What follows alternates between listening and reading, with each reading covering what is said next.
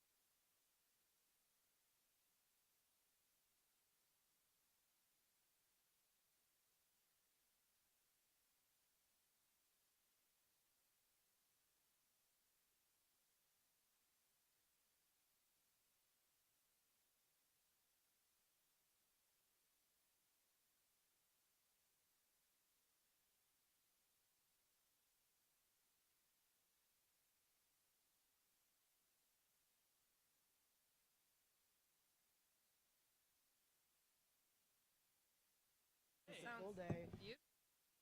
No, we're not providing power. We're not providing internet. Okay. Oh my God. 30 seconds. All right, I'm going to put my glasses. I don't even know how to set this up, but it's probably fine. I'll just move closer. All right. I just want it. Oh, there. Oh, that's perfect. Oh, see? Ask and you shall receive. Thank you, Charlie. That's great. Yeah, I don't want to hit you in the head with it, though. It's fine. I think that's good. Don't you think? As long as people can hear. And I don't pop it. Yeah. No Might just popping have my to- peas. I can always lift it up a bit if I have to. I think it's good here.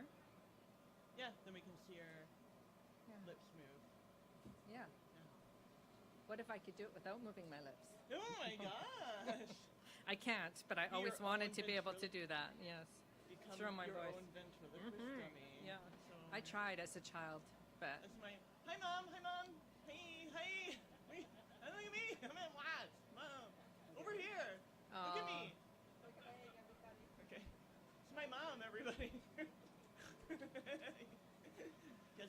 Round of applause. Yay. Elsie Petch, everybody. Elsie Petch. Your mom's the best. I came out of her one day. I was much smaller. So with that, I guess, hello. Welcome to Word on the Street, the main stage. Thanks for being here. My name is David Leonard. I'm the president of the board of Word on the Street. I'm your host tonight, this afternoon, with this event featuring Nancy Jo Cullen and Charlie Petch. So thanks for being here.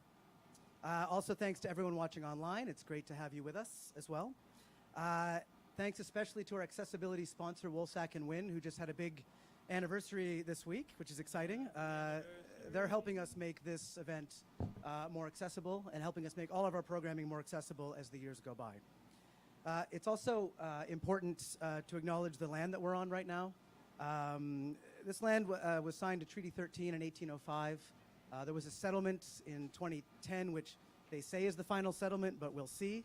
That's the most recent claim. This was signed between the Crown and the Mississaugas of the New Credit.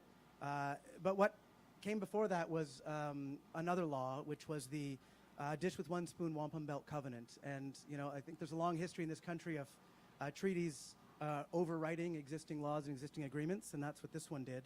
This was an agreement between the Anishinaabe, the Haudenosaunee, and the Mississaugas to share and care for the land around the Great Lakes, the land we're on right now.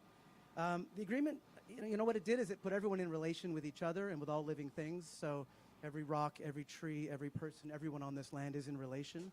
And that agreement's still here, and we're all still in relation to each other. So, you know, acknowledgement like this is a reminder that, you know, the relation that we have to each other and to this land is the important thing, and that isn't erased by any treaty signed with any crown. And so, you know, we're all treaty people. You know, we still treaty people, and we have a responsibility to each other. And that's whether we got here thousands of years ago, hundreds of years ago, or a couple days ago. You know, we're all treaty people. It's still a home, this place, Toronto, to many First Nations, Inuit, Métis people, long histories. And acknowledging this is just really the first step towards Indigenous solidarity, towards land stewardship, and towards really, truly being in relation. So thanks for taking this small step. And for millennia, this has been a place to meet, to share culture, to tell stories, to learn from each other, and that's why we're here today. So thanks for being here. And so I'll introduce my esteemed colleagues. Her poetry has been featured in all sorts of places. Best Canadian Poetry, her fiction in Best Canadian Fiction, this magazine, Prairie Fire, ARC, Grain, many other places. She's won the Dane Ogilvy Prize for LGBTQ+ emerging writers, published 4 poetry collections, novels, short stories, and her first novel was shortlisted for the 2020 Amazon First Novel Prize. The new collection, Nothing Will Save Your Life, which is this pink book right here, if you can see that, is now available from Walsack and Wynn. It's Nancy Jo Cullen. Well, thank you. Yeah. That sounds better than I think it feels sometimes, so there you go. I'm just going to mostly just fire through these poems and go quickly, but I will say that before I start, I thought the book I wrote before this had a lot of grief and bad feeling, and I just thought I was done with poetry. But in 2015, it turned out I wasn't, and I just started writing poems again, spontaneous combustion style. Like, it's like, oh, the world is so awful, and my kids were leaving home or getting ready to launch and things like that. And it started with this sonnet Corona. It's the second poem in the book, but the first poem or series of poems that brought me back to writing poetry again. It's called TBH. Teenagers are pulling their braces off with their bare hands, illuminating the unlit valley of adolescence with their exposed midriffs, subjecting mothers to the sacrament of contempt. Mothers are crying into their cold-pressed, non-GMO organic juice.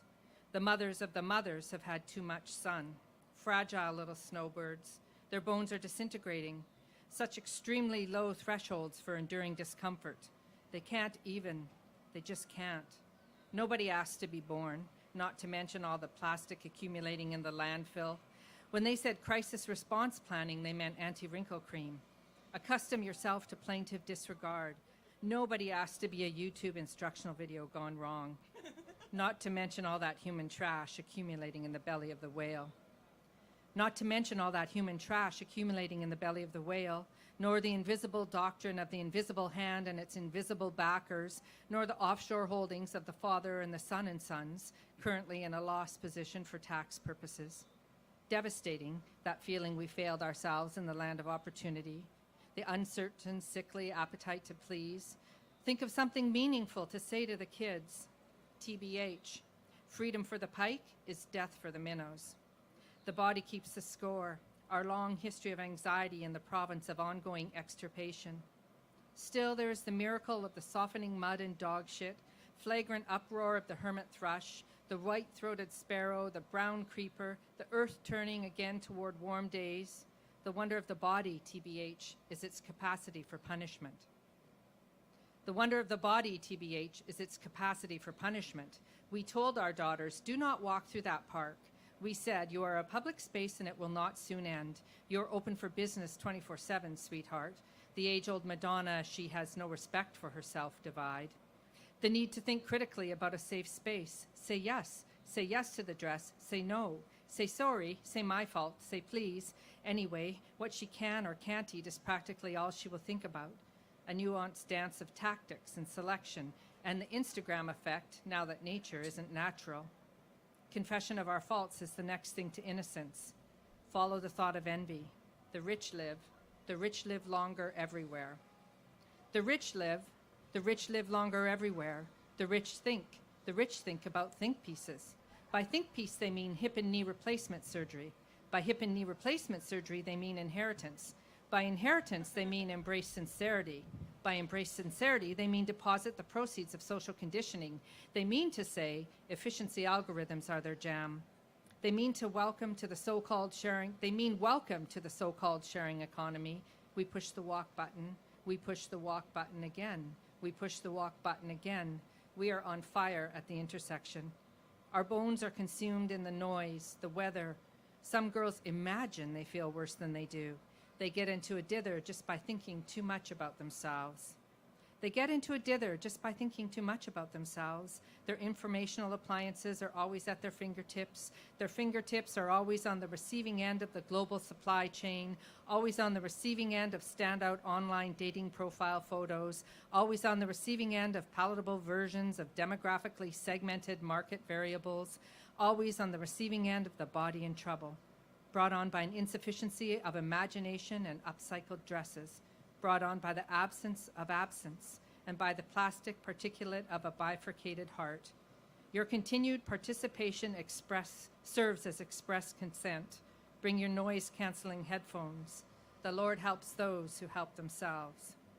Because the Lord helps those who help themselves, because all the cats want to dance with the natural mutation, because of the heat-trapping nature of Sweet Little 16, because of the inability to recall the sequence of traumatic events, because of the tendency of attention to be affected by recurring thoughts, because of record-breaking high temperatures, because of mitigation and adaptation, because of benzodiazepine, because of 21 words used to describe only women, because of sharks, dogs, mountains, elevators, and mosquitoes, because of black-legged ticks and American presidential elections, because of selective serotonin reuptake inhibitors, because of smiley face emoticons, because of clinical levels of acquisitiveness.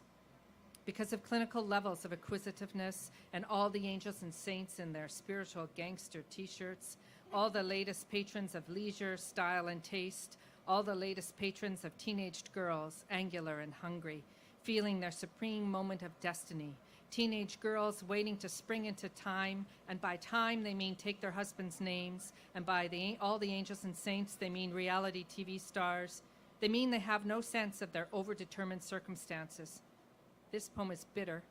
This poem has gone to fat.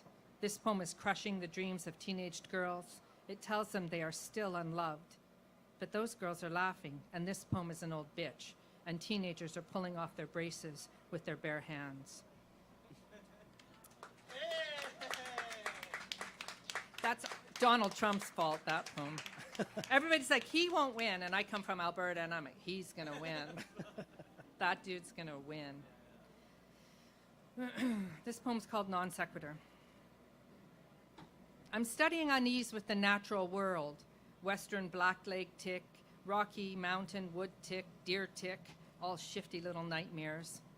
Speaking of man's fall, I am a fan of apples, abundant and waxy world travelers drop from tree to produce departments at $2.49 a pound. I wouldn't say I'm ashamed of my nakedness, of my careworn body. I can still bite into the fruit of good and evil. Hey man, I can still get it up. But I'm as clear as I've ever been about love, whatever the fuck love is, while worry creeps along my body in search of a tender peace. I have no idea what's coming next. Sometimes I laugh, sometimes I just go bonkers. I do not have the success habit, that one thing I can do. Trouble likes to nestle behind knees and under armpits, and in our groins, where the story goes, all sin originated.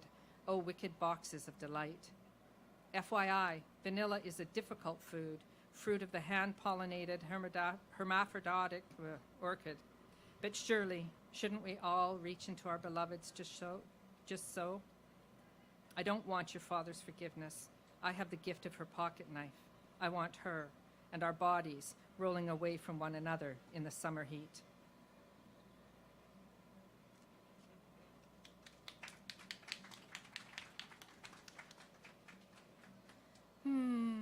I'm going to flip around maybe, and I'll skip. That poem feels kind of long. I'm going to skip it and go to this one, which is actually kind of long. It's called Pentimento. I want to read this more than that. So, another day, and the dog and cat are sleeping in the warmth of the fire. I think the sad lamp could try harder. I should never have let the habit of sugar develop in myself, in my children. Oh, the potato chips, such pimples, such eczema, such sensitive skins. We are alive in the living body of mobile technology. We can eat all the fried chicken we desire. It's just another ordinary day. If I put on mascara, I will have to wash it off. I think that lamp does a poor imitation of the sun. Now my children have lovers and bad habits. I have the glycemic index and shame, and billions of fat cells, all of us created in some likeness of the Eucharist. Those quiet mornings my brother placed the marshmallow on my tongue. Body of Christ, he intoned. He is still a preacher, and I still seek the gesture of elevation, the transubstantiation of sugar to glory in this accident of substance I call my body. Now waiting for a band of pink to burn off this morning's lavender cloud. Sidewalks are dotted with ice patches, snowbanks clot the roads, and the light casts its gilt patina on the stones of St. John's, like if God were a cinematographer, like if I believed in God. I'm thinking of my adolescent season, when everything made me weep, when crying was a gesture, not a feeling. So how's this for symbolism? The dog and I are walking toward the crow, and the crow is pecking at some frozen vomit, but at first the crow was strutting toward her bounty, and I was thinking, look at that crow strutting on the sidewalk. I was thinking, don't screw with that crow. That crow would be happy to mess my dog up. For a second, I wondered what the symbolism of the crow might be, and then I thought the symbolism of the crow was unimportant. It was the crow who was important, pecking at the drunkard's excess, and now it belongs to the crow, who once slighted will never forget. I was a child afraid of the land, all that vast frozen. I was afraid of boys and their tongues and steep toboggan hills. I was afraid of going too fast, of being swallowed by the snow. I was a child who was afraid I was going to hell. Obviously, I was a child who was afraid of dying in a sledding accident on a treed hillside, where anyway, I'd already been chosen for the ugly boy, not surprisingly, as I was the ugly girl. I was the girl who talked too much. I had no mystery, my teeth were crooked, and I had no tits. I thought I'd never get my period, my truest bloody friend, those Saturday nights when I lied and said I had a babysitting job. Well, anyway, I repent nothing. A lumpish organ flutters in my chest. Poor little fist, trying to avoid cliché. I know I am a sinner. I'm churlish and desolate, but drawn beneath our ordinary days is that wretched coffee and our first kisses standing outside of your car before your long drive home.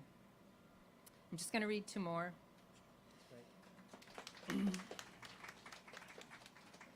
This one's called Happy Days. As a pseudo-orphan in peace country during the summer of love, I saved my brother's lives that day at the frog pond, calling, "Come back in or Mum will kill you." We had our idols on the Beaton's bank, which curves across the boreal forest and muskeg and rises at Pink Mountain, the so-called Serengeti of the north. Before the overwhelming present came the overwhelming past, the discipline, the unnaming, the ancestral homeland, the Alaska Highway where the buffalo roam, or so they say, boreal diversity reduced and formed by fire, like all the cool kids. And I'm going to read the last poem in the book, which is full of poems about people dying. Anyway, this one's called this is called Evensong. On the other hand, we're still alive, and lilacs behind the elm are uncurling. Across the street, Buddhist prayer flags snap in the wind. Two monks climb out of a car. Everything we are in these shifting forms calls for a resumption of fucking. It's cliche to say youth is fleeting, those years when we were led by our bodies from one devastation to the next lover. Yet here we are, aged and unsightly, in our metaphorical Augusts, all the fragrant dung and steam of spring departed. The monks move slowly into the temple, and our hands, our mouths, rise in exaltation. Thank you. Thank you, Nancy Jo Cullen. That was absolutely wonderful. Nice to see that Trump inspired at least a poem, if nothing else. Yeah, and a lot of panic, I want to say. And panic, too. And so our next performer, he is a disabled, queer, transmasculine poet, librettist, playwright, mentor, musician, and I'm sure many other things. Received the Golden Beret from the League of Canadian Poets, featured on CBCQ, founded Queer Slam, and his debut poetry collection, Why I Was Late, just won the 2022 Relit Award. Congratulations. Yeah. Stickers and everything. Yeah. And there's a very cool ring that comes with the Relit Award, so that's, so very cool. So here is Charlie Petch. Hello, thank you. How we all doing here at WOTS? Yeah? Did anybody get a book today? More than one book? More than one book? What? Yes, I love it. being at this outdoor festival. It's such an honor to be here with Nancy Jo Cullen as well. It's amazing. And yeah, so my name's Charlie Petch, and I'm so good at drag that I got the doctor to put female on my birth certificate. Okay, so we're going to do a little poem about a gay robot that I love. Okay. You might know him too.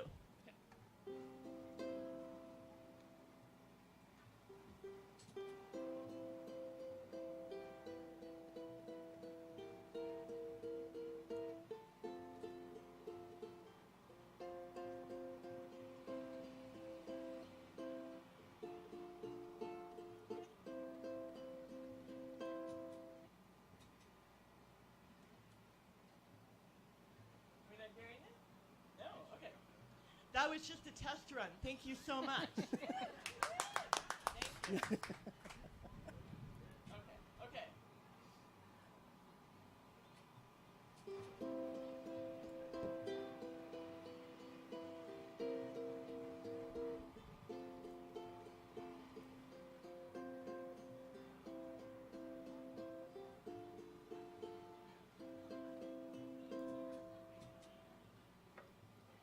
I love it. Okay, it's just not working for some odd reason.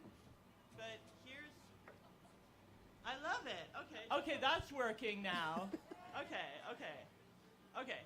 Here's what we're going to do instead. I will just play the saw part because I'm tired of doing the ukulele part. Okay.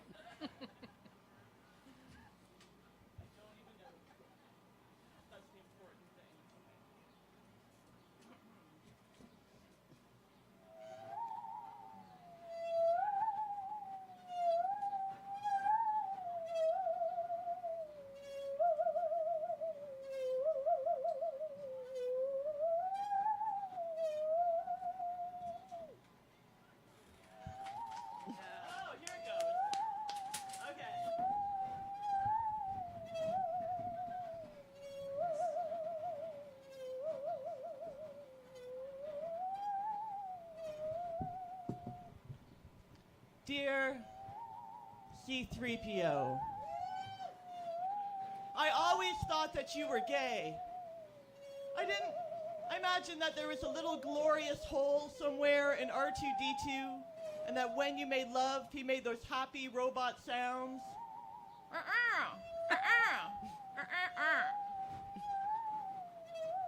Maybe he would turn his head all the way around to see you, try and read joy in your manufactured face. I always thought you a top, that R2-D2 whispered love songs that didn't sound pre-programmed or desperate or othering. C-3PO, was your golden exterior made up of melted down wedding rings, tossed into vats at flight schools, the sheddings of those ready to die? These galaxy warriors who laughed at what made you feminine, which sounds like hesitation, which sounds like we are afraid to feel. How you must have keened every time your lover went to war, became a plug in another machine, as unprotected as a jet wing. Your gold-plated face never told us that behind the mask was a man in love with a soldier. I felt your tears, my sweet, though your face betrayed nothing. Thank you. Great. Thank you. Sorry about all that. It worked out in the end, though. So, thank you. I am really happy to be up here doing this book, performing it for you. I'm a spoken word artist, so it's been a real interesting thing to do something that's somewhat static. And I'm like, oh my gosh, it's sort of frightening. But the people at Brick were so amazing with me, and to make sure that the spoken word aspect remained in here. And a lot of spoken word is, you know, it's political, it's very now, and this is something that I wrote back when the first time the Conservative Party came into power in Ontario.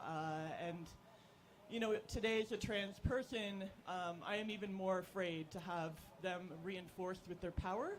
And this is a poem that sort of touches on that. It is something that happened to me when I was a little kid. When I was a little kid, of course, there was no queer, group in your school. There's no GSA. There was only drama class. So, right? Yeah. Yeah.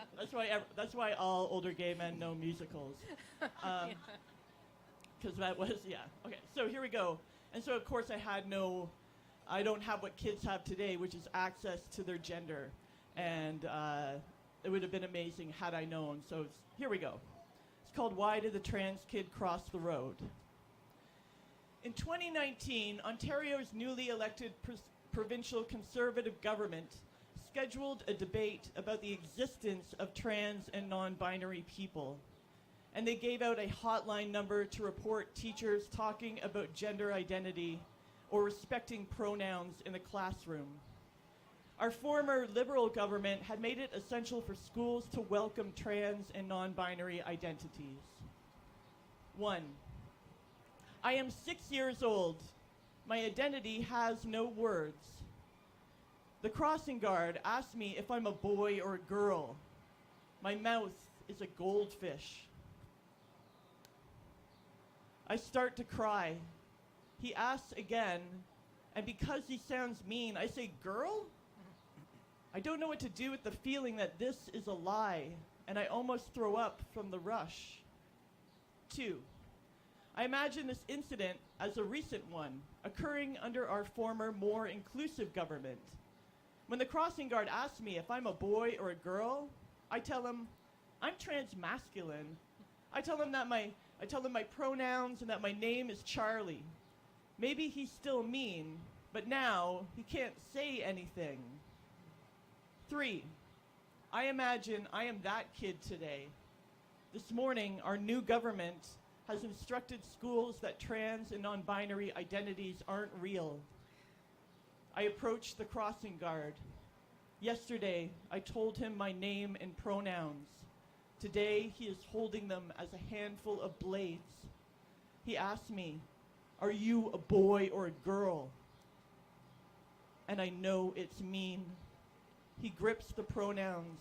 My blood spills between his fingers. I run. He doesn't stop the cars.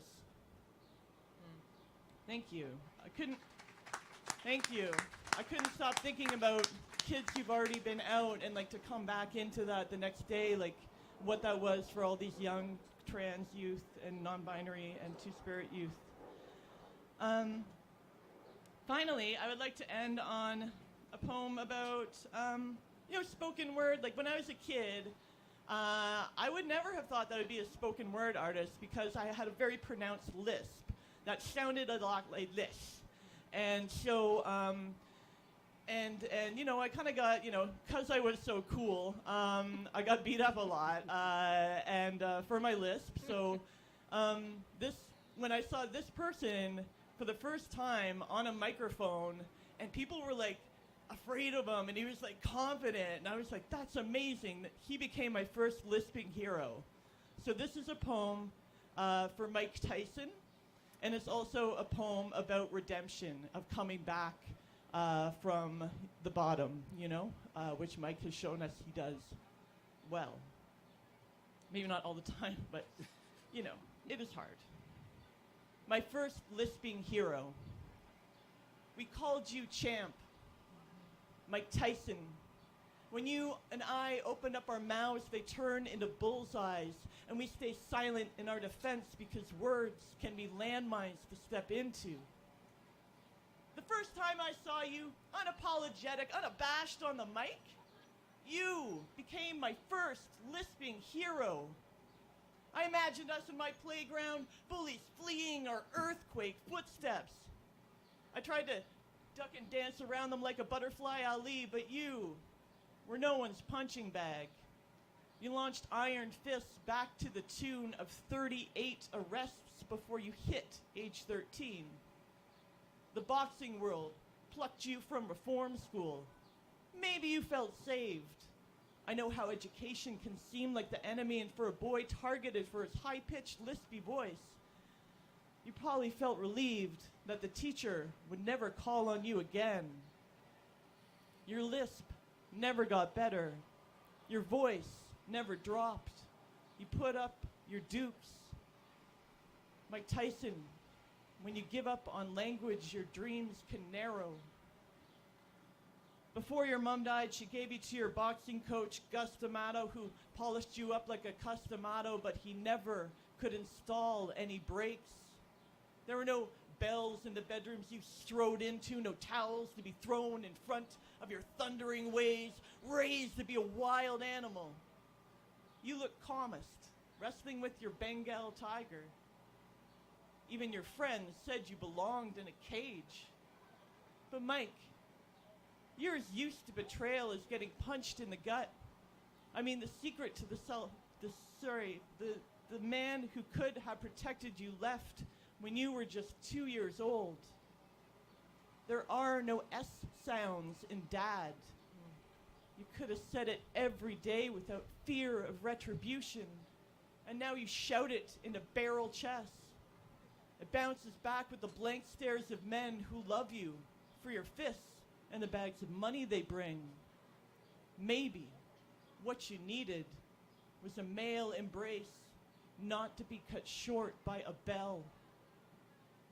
And now, after the wake of Hollyfield's spat-out ear, your empire crumbles, your 4-year-old daughter dies, your other children look at you in fear, and your beloved tiger paces behind some stranger's bars. The television calls you a monster, speaks of your crimes or legacy of violence. Mike, I like your new heavyweight fight, the one called sobriety, as your daughter's easy laughter makes you a champion, the father who's there, the father who came back. I've written so many endings to your poem, Mike. Some were too kind, others damned you, but you grew in love and recovery. Some humans are capable of so much when we give them a chance to get up off the mat. Thank you, Word on the Street. Awesome. Did you buy my book? Thank you, Charlie Petch. Yeah. And thank you, Nancy Jo Cullen. That was fantastic. And thank you all for being here for this. I'm going to have a little bit of a conversation with these two, and then we're going to leave lots of room for you to have a conversation as well. So stick around, think up some questions, and away we go. So, I mean, obviously, those two readings, performances, there's a lot of humor. There's a lot of pop culture. You know, I mean, C-3PO was engaging in unspeakable acts. You know, Mike Tyson has an ear. Sweet love. Sweet love. You know, Nancy, in your book, Peter Frampton is a recurring character. You know, there's meme language and callbacks throughout. You know, and so pop culture and humor isn't a tool that that poets always necessarily use. So I'm curious, you know, why this is a tool for your work. Charlie, maybe you can start. I mean, having something, I guess, like with me, I like try and get a, I try and get like a message through. I try and get someone to think about something new in a different way. And the easiest vehicle to do that is to find something that's immediately familiar to a lot of people. And so for me, you know, that's pop culture. But also, you know, as a, you know, closeted little kid, I do want to pay homage to like the queer characters of Star Wars that were like not, you know, nobody was saying that they were queer, but we all knew, right? And it was like, oh, like representation, it was so great, you know? So I think they deserve some poetry as well as Mike Tyson. But yeah, definitely like a sweet little vehicle for messages and propaganda. Right. Yeah. And Nancy, how about you? Yeah, you know, I think like Charlie, a lot of those ideas motivate me. Like it's a quick shorthand to the. It's also a reference to a point in time. So Peter Frampton situates that poem in a really specific time when I'm talking about Peter Frampton's hair, right? So this is not the Peter Frampton you know now, right? He was this, you know, all the girls loved him, Yeah, right? sexual icon, yeah. So I think that popular culture works for that, and also I'm interested in popular culture. I don't have a deep sort of training in sort of intellectual sort of academic language, and pop culture, it interests me as a way to talk about those same kinds of ideas, but with something that more people, I think it's a good shorthand. I guess I think basically I'm saying what Charlie said, actually. Yeah, and I think humor, I mean, humor is as well, and you both obviously use it a lot. But, in the face of, writing in response to Donald Trump or, climate change or, growing up, not necessarily being respected for who you really are, it's a lot of darker topics, more difficult topics. And I think it's easy to find that line between humor and maybe a darker sort of cynicism that maybe you feel some days. And I think that you both walk that line really elegantly and really beautifully. And I'm just curious how you find it is to tread that line. How do you keep up hope? How do you maintain this sort of humor in the face of all this and not descending into the darkest bits of what it could be? Nancy?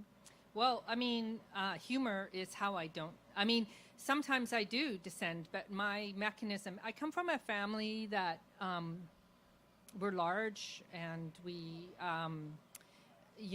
my childhood was marked by my dad's long terminal illness, and we made a lot of jokes about it, right? And that's how we managed the grief of what was coming, right? And so humor is just, and that's how we're mean to each other in my family, and that's how we love each other in my family. So it's a language for me that I'm sort of steeped in. I don't know how not to respond to a situation inappropriately with some kind of humor. In my head, I'm better at not speaking it, right?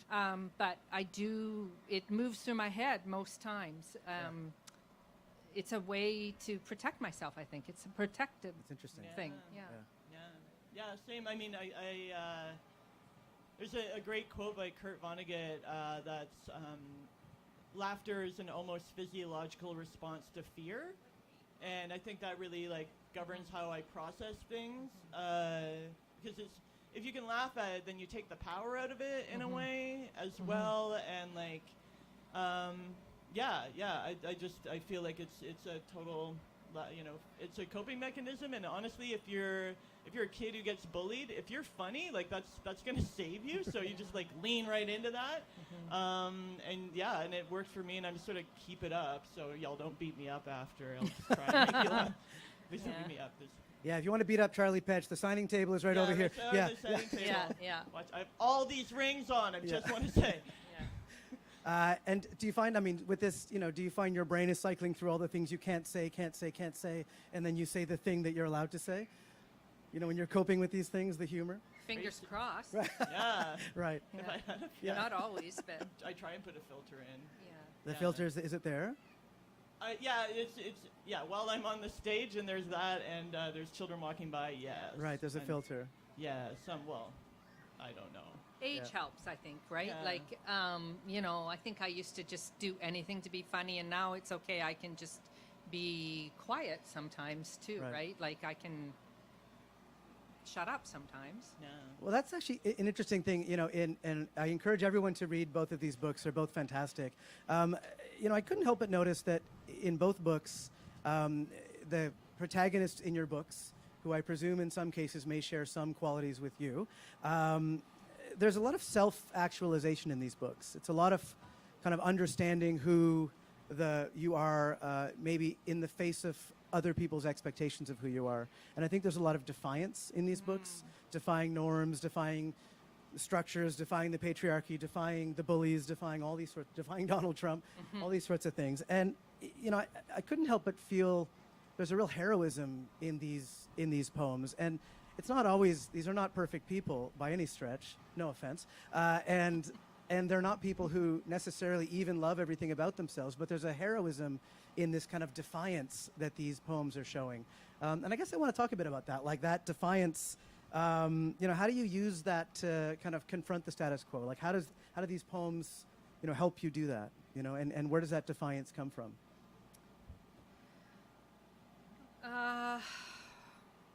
I think defiance comes from having hurt feelings, actually. It took me a long time to realize that. I was like well into my 50s when I thought, oh, this is hurt feelings, right? This is anger, but actually, I wanted to be a good girl. I wanted to be a saint. And I wanted to be a good Catholic girl, but I wanted to be me. I wanted to be smart. I wanted to be a priest. Yeah. I wanted to be all the things. There was no, and then I was queer, and there was no language inside my family's culture for that. It took me a long time to come out. I was 30. It seemed a long time, but now I've been out for a long time, so it doesn't seem that way. But I always felt like I wasn't doing it right. And so I think defiance comes from me trying to push back against my own desire to make everyone like me and be the kind of person that makes people feel comfortable, not uncomfortable. Right, and I think the characters in the poems in your book they embody that. It's sort of this idea of, this is me, like it or don't, I don't care, I'm just doing my thing, and I think that's obviously comes from the experience of not having been able to do that. Yeah. And I think it shows a real strength and a heroism, which I think is impressive. Yeah. And Charlie, how about you? There's a lot of defiance in your book as well. Yeah, I guess it was never normal, and at some point I stopped trying, and then once you stop trying, you're like, I'm okay with who I am, then it becomes defiance, because there's so few circles that are accepting of true strangeness. And then, to be trans this whole time, to have missed the language of our people until I'm fucking 40 years old. Now I just have to be louder about it, because I go into these schools and there's these kids who aren't even out yet, and that's who I'm trying to reach. Yeah. It's I don't, there's so much that is already there for sort of a heteronormative, I want to give people, counterculture, but it is all culture, right? Yeah. So it's I just want to normalize queerness and transness, and so those, the people who are hearing that need to hear that most can feel that they're normal, and if I've done that for them at the end of a show, I'm happy to be the defiant one, I guess, or take that risk, because right. This is all risky to be out and to be proud. It's a lot of trying to explain good news to people when it doesn't sound like good news to them, to be I'm out, I'm trans, great news, and people are like, man, is it though? Now I gotta change all these forms and stuff, gotta put another box in this form.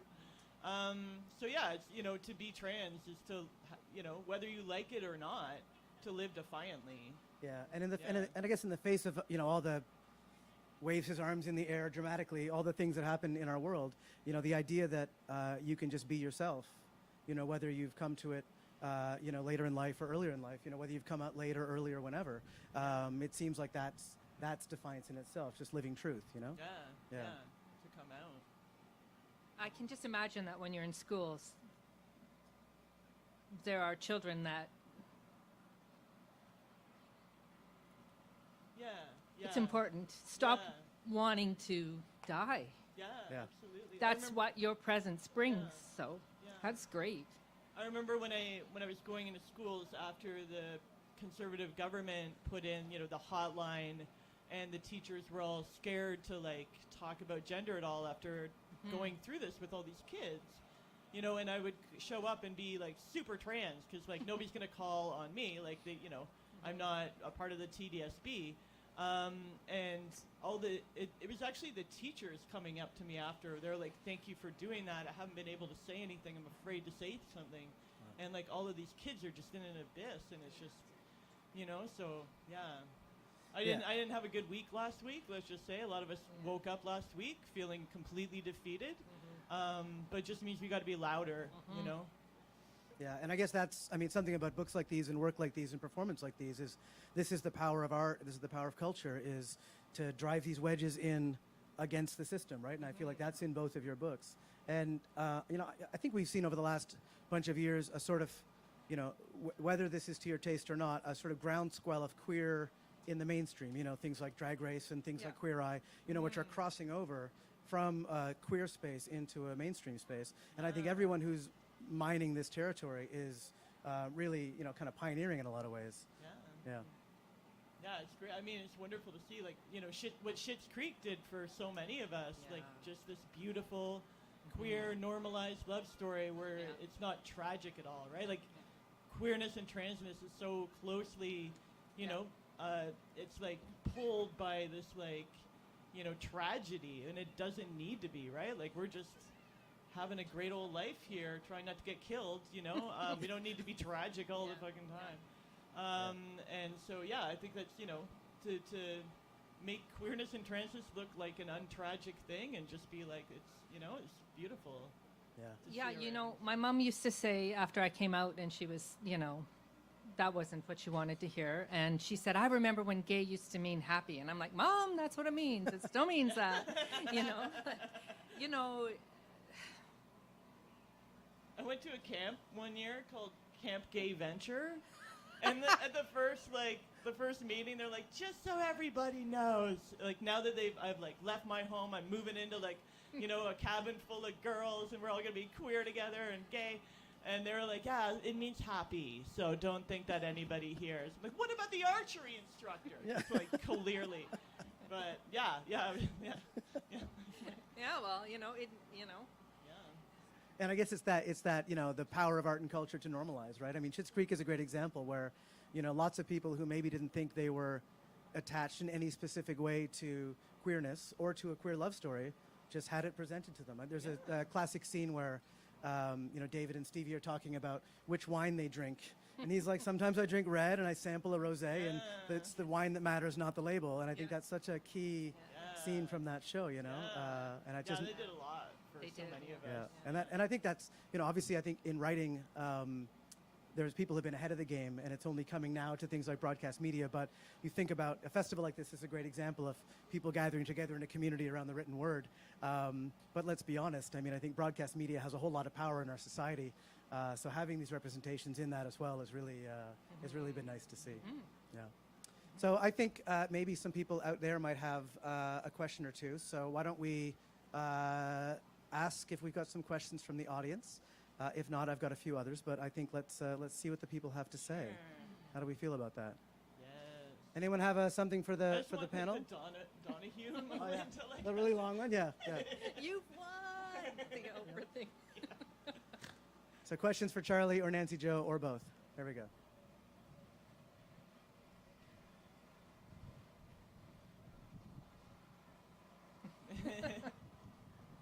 There we go. Hello. Yep, that's it.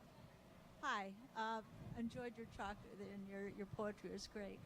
Now, I was wondering what you're working on now and or next. All right. What we're working on now Yeah. and next. So what they're working on now or next, yeah. Oh, hi.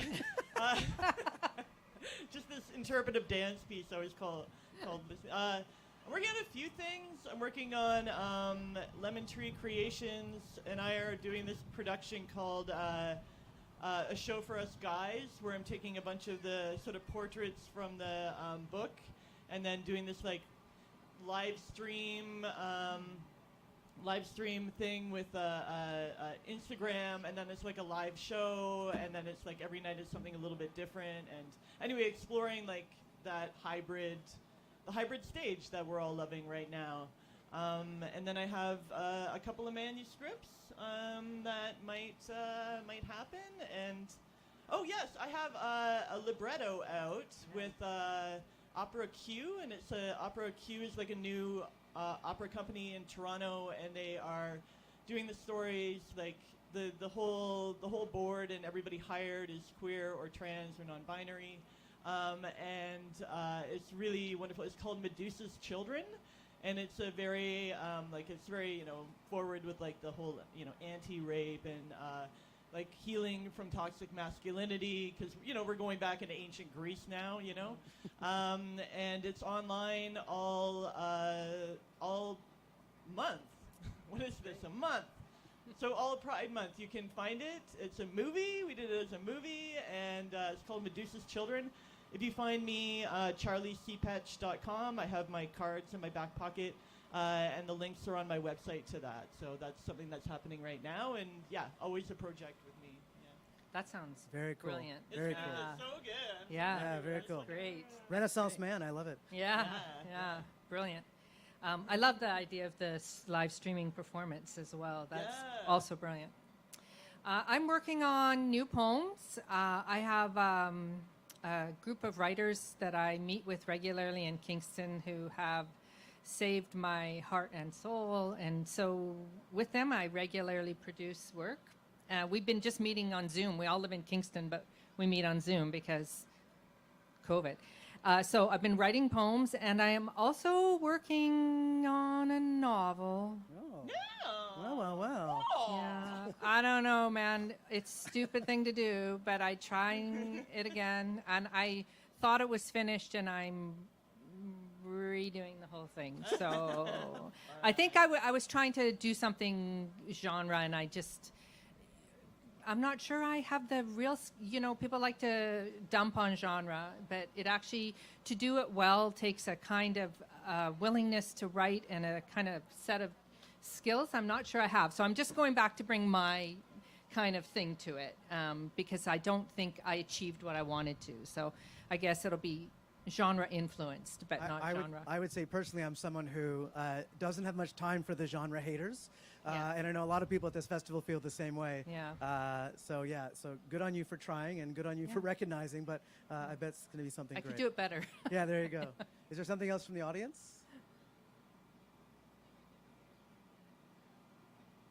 I guess I had, I don't want to talk about COVID. I just don't want to talk about it. I'm tired of talking about it. But I do, talking about online librettos and Instagram stories and Zoom writing groups, it does kind of, and being outside here on the street again for the first time in 2 years, which I'm so excited about. I guess it kind of brings me into a conversation about the hybridization of how we consume and create culture. So you're creating in an online space with your Kingston Writers people. You're creating, executing, exhibiting in this hybrid space.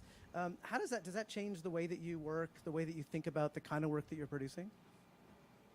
Oh yeah, definitely. Like, because not every show is going to work in that environment. And then it's like, to look at it, like as soon as we went inside and online, like I used to do lighting for film and television. So I was like, great, I know how to do this, right? And like just adapting. And then like, it's truly another stage, right? It's not like we're not taking away from the live show. We're not taking away from the live audience. It's just like, here's a new stage. And we can really do well at this, and we can really master this. Because I know, like, while everybody's getting excited about, moving back onto patios or indoors or what have you, that, I was on this open mic in the States, and the feature was someone who lives with chronic illness and chronic pain. And so a lot of the audience were people who live with chronic illness and chronic pain and disability. And when the organizers were like, oh, it's so great, guys. Like, next weekend, we're going to be on the patio instead, so we don't have to do this whole online thing. And half the audience was like, well, guess what? I'm not coming, right? Yeah. Like, the only reason I'm here is because the space is happening. And for us to abandon huge audiences, right? Like, it's not, we're missing an audience when we're not doing hybrid stuff. And I think it's super important, and for people also, because this pandemic isn't the same for everybody, right? Yeah. Obviously, everybody's doing something, but people with immunocompromised stuff and everything, like just getting pushed back in any sort of community, they're losing their community as we move outside and move into this idea of the pandemic being over, which clearly it's not. It's really disturbing to watch it. And so I really like that the arts is stepping up and saying, no, we're not going to leave you behind. We're going to hybrid. Yeah. And it's great. It's so necessary. Yeah, and I mean, we're hybrid today. We've got a camera in the back and we're live streaming. Yeah. So we're live and hybrid right now on trend.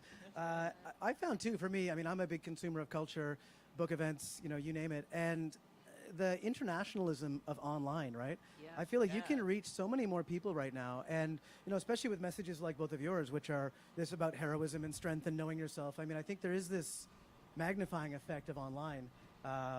In some ways, there's a niching effect where you get these audiences that are following specific people in specific places, but you've also got anyone can show up, right? I mean, anyone could be watching right now from anywhere in the world. And I think there's an interesting magnifier to that.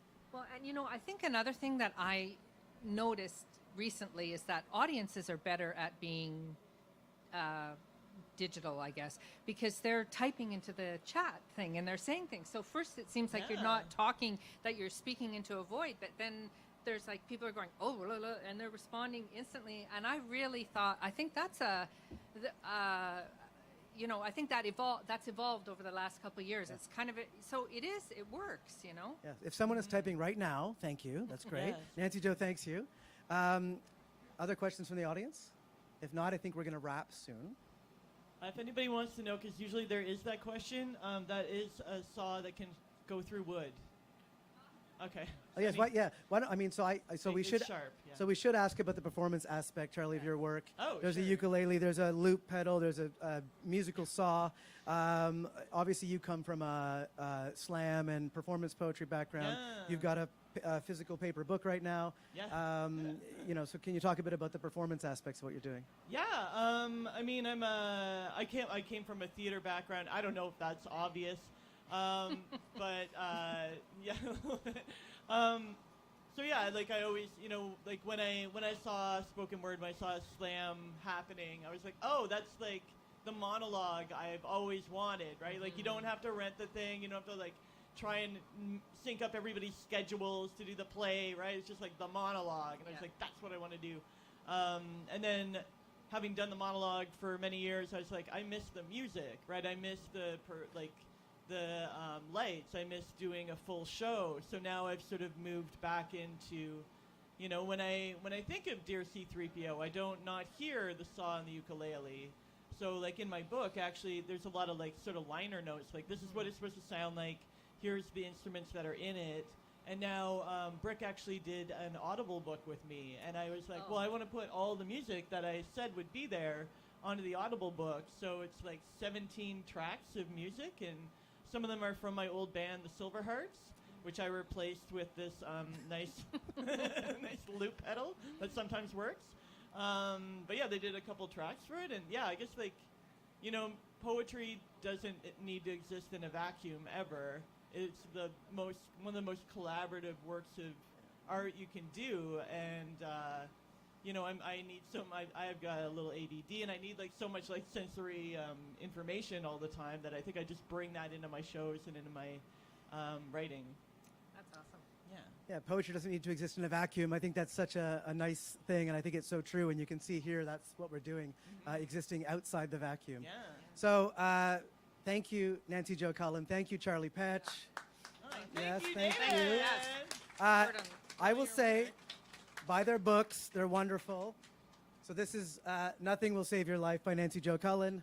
This is Why I Was Late by Charlie Petch. Available at bookstores, available at publisher tables, also available at the signing table, where they will both be right after this, which I think is behind us. Is that right? Just behind us at Another Story Bookshop. Just behind us with Another Story, which is also a wonderful bookshop if you're looking for a place to go shopping. So thank you for being here. And if you only want the Audible book, I can just sign your neck or whatever. Yeah. Body parts, those can Body be parts signed. are Yeah, welcome. it's all good. C-3PO, good enough for him, good enough for us. And so I guess thank you to our accessibility sponsor, Wolsack and Wynn. Up next here on this stage is a conversation with Rolly Pemberton, also known as Cadence Weapon. Awesome. And anything else we'd like to say before we go? Yeah, I want to say thank you so much to the tech team over here and the captions writer as well. They're just amazing and wonderful to work with, so thank you. Thank you for the live captioner. Thank you to everyone watching online. Thank you to everyone who watches this into perpetuity. And with that, have a great afternoon. Thanks, Watts. Thank you.